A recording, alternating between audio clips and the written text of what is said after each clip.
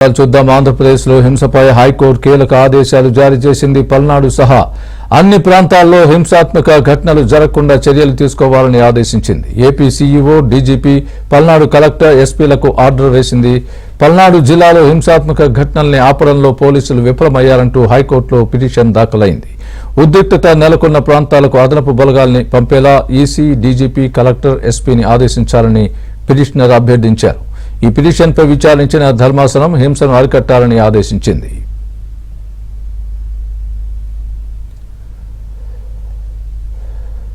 ఇదే అంశానికి సంబంధించి పూర్తి అప్డేట్ మా ఏపీ బ్యూరో చీఫ్ రామారావు చెప్తారు. రామారావు. స్వామి, ఎన్నికల సందర్భంగా రాష్ట్రంలో ఏ ప్రాంతంలోనైనా ముఖ్యంగా పల్నాడు జిల్లాలో హింసాత్మక సంఘటనలు జరగకుండా తగిన చర్యలు తీసుకోవాలని కేంద్ర ఎన్నికల కమిషన్ రాష్ట్ర సీఈఓతో పాటు డీజీపీ, పల్నాడు జిల్లా కలెక్టర్లకు, ఎస్పీలకు రాష్ట్ర హైకోర్టు ఆదేశాలు జారీ చేసింది. ఎన్నికల అనంతరం జరుగుతున్న హింసను వెంటనే నివారించాలని, దీనిపై బాధ్యులైన వ్యక్తులపై తగిన చర్యలు తీసుకోవడంతో పాటు ఎవరైతే హింసకు పాల్పడుతున్నారో వారిని వెంటనే అరెస్ట్ చేయాలి అని చెప్పి న్యాయవాది నల్లబోతు రామకోటేశ్వరరావు ఈ రోజు హైకోర్టులో పిటిషన్ వేశారు. ఈ పిటిషన్ పై మరో న్యాయవాది రవితేజ వాదనలు వినిపించారు. పల్నాడులో జరుగుతున్న హింస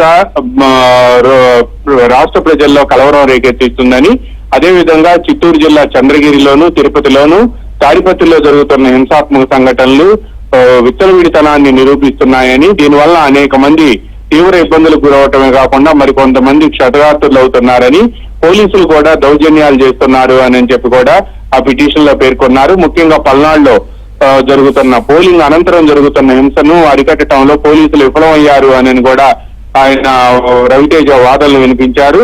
ఈ నేపథ్యంలోనే ప్రభుత్వ న్యాయవాది తాము ప్రభుత్వం నుంచి తగిన ఆదేశాలు తీసుకొని మధ్యాహ్నం తర్వాత వెల్లడిస్తాము అని చెప్పారు. దీంతో కేసు విచారణ మధ్యాహ్నం మళ్లీ ప్రారంభమైంది. ఈ ప్రారంభమైన సందర్భంగా ప్రభుత్వ న్యాయవాది ఎన్నికల సందర్భంగా పల్నాడులో అదనపు బలగాలు పంపేందుకు, అదేవిధంగా 144వ సెక్షన్ కూడా విధిస్తూ ఆదేశాలు జారీ చేశారని, ఇప్పటికే పల్నాడుకి అదనపు పోలీసు బలగాలను కూడా పంపించారు అని చెప్పి కూడా హైకోర్టుకు విన్నవించారు.